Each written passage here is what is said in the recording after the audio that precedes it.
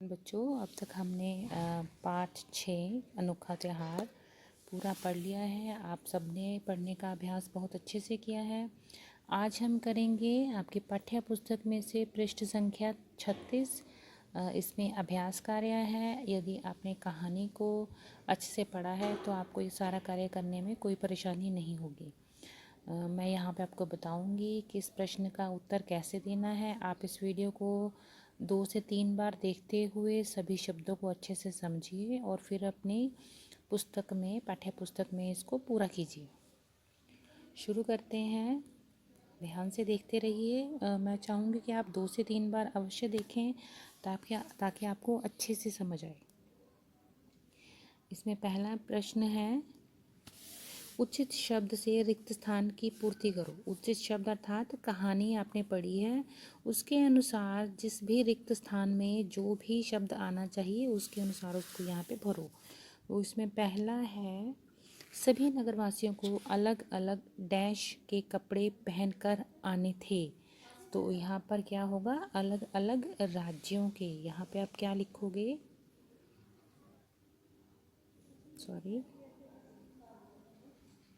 राज्यों। यहाँ पे मैं थोड़ा अपना फिंगर का यूज़ कर रही हूँ लिखने के लिए, लेकिन आप बच्चों ने सभी ने राइटिंग की लिखावट की तरफ अच्छे से ध्यान देना है और सुंदर लिखावट में लिखना है। नेक्स्ट है, अगला है, पिताजी ने बताया कि हमने डैश की पोशाक पहनी है।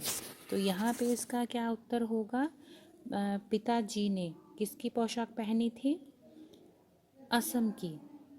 तो यहाँ पे हम क्या लिखेंगे,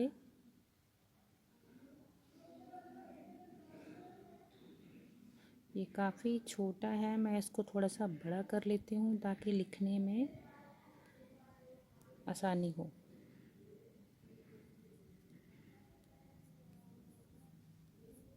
असम की। नेक्स्ट है, अगला है, दादा दादी ने डैश की पोशाक पहनी हुई थी। दादा दादी ने कौन सी पोशाक पहनी थी, गुजरात की। तो यहाँ पर हम क्या लिखेंगे, गुजरात। दादा दादी ने गुजरात की पोशाक पहनी थी। अगला है, संग में डैश और डैश भी लाए। संग में डैश और डैश भी लाए। तो दादा दादी संग में लाए थे, वो क्या लेके आए थे, फाफड़ा और ढोकला। यहाँ पर हम क्या लिखेंगे, फाफड़ा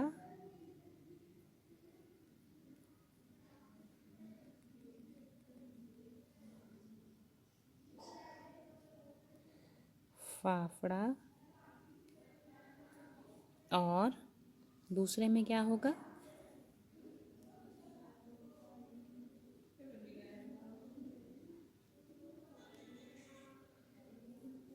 ढोकला। तो ये सभी रिक्त स्थान इसके अनुसार भरिए जैसे मैंने आपको बताया है। इसमें अगला प्रश्न है, आप कौन से त्यौहार पर किस तरह के कपड़े पहनते हैं, अपना अनुभव बताओ। कौन से त्यौहार पर, ये मैंने आपको पाठ में पहले भी बताया था।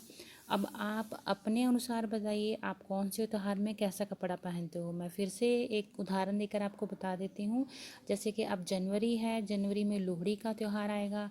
तो लोहड़ी खास पंजाब का त्यौहार है, तो इसमें पंजाबी स्टाइल का धोती कुर्ता, और लेडीज़ के लिए, औरतों के लिए भी कुर्ता और धोती, शर्ट और धोती, कमीज़ धोती होती है। तो सलवार कमीज़ होती है। तो ये पहनना ज़्यादा पसंद करते हैं। दिवाली में हम रंग बिरंगे सुंदर चमकीले कपड़े पहनते हैं, और होली में हम सफ़ेद रंग के कपड़े पहनते हैं क्योंकि उसमें रंग अच्छे से खिल के आते हैं। तो इस तरह से अलग अलग त्यौहार पर अलग अलग कपड़े पहनते हैं। बच्चों, आप किस त्यौहार पर कैसा कपड़ा पहनते हो, वो आप इसका उत्तर देते हुए मुझे अपना ऑडियो रिकॉर्ड करके अवश्य भेजें। इसमें अगला प्रश्न है, उचित विकल्प चुनकर सही का निशान लगाओ। नगर में क्या मनाया गया, नगर में त्यौहार मनाया गया। चाचा चाची ने कौन से राज्य की पोशाक पहनी हुई थी। चाचा चाची ने कौन से राज्य की पोशाक पहनी थी, राजस्थान की। पिरन धोती पोशाक किसने पहनी हुई थी? पिरन धोती पोशाक पिताजी ने पहनी हुई थी। पिरन धोती पोशाक कहाँ, कौन से राज्य की थी? असम राज्य की। और असम राज्य की पोशाक किसने पहनी थी? उसकी माता और पिता ने। सबने मिलकर क्या किया? सबने मिलकर खाना खाया। सबने मिलकर खाना खाया। ये हुआ। इसके नेक्स्ट है, अगला पृष्ठ है पृष्ठ संख्या 37। प्रश्न है, दिए गए उदाहरण की सहायता से समझो और लिखो। यहाँ पर है चाचा चाची, अर्थात यहाँ पर आपको उल्टे शब्द करने हैं। उल्टे जिसको बोलते हैं विलोम शब्द। विलोम शब्द, विलोम शब्द लिखो बताओ, या फिर उल्टे शब्द लिखो बताओ। और यहाँ पर जैसे दिया है चाचा चाची, इसी तरह से नाना नानी। अब आइए देखते हैं इनको लिखेंगे कैसे, ताकि अच्छे से लिखा जाए और आपको अच्छे से समझ आए। नानी, ये है बुआ, यहाँ पे फूफा। औरत का क्या होगा? आदमी। औरत का विलोम शब्द होगा आदमी। मामा मामी, दादा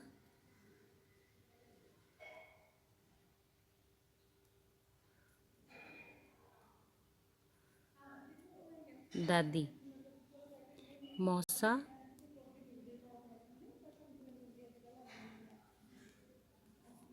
मौसी, हिरन हिरनी।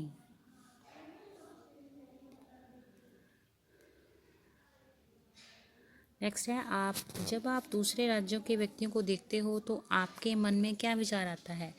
बच्चों, इस कहानी में भी है, जैसे उसको देख के लग रहा था कि जब उसने अपने माता पिता को देखा तो उसको ऐसा लगा कि वो अलग ही दुनिया से आए हैं।